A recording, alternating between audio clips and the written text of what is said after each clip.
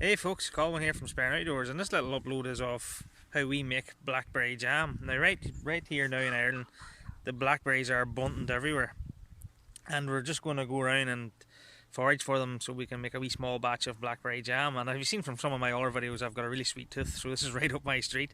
But a wee key thing I keep saying about foraging: if you're going to forage for something, try to go to places that have had the least or lesser impact by humans. So the likes of here, we're just going to go up and down and around our garden here, up and down the hedgerows, up the fields maybe, and even up and down our wee road. There's a wee country road, so it doesn't get that much traffic, so there's obviously less people on that, and less cars going up and down the road, so it should be a wee bit less pollution and impact by humans. And they're the best places to go forage for anything really. That's a rule of thumb that I would always normally use. But here, we're going to go look for the blackberries now and show you how we make our small batch of blackberry jam. You're irresistible. You're mine.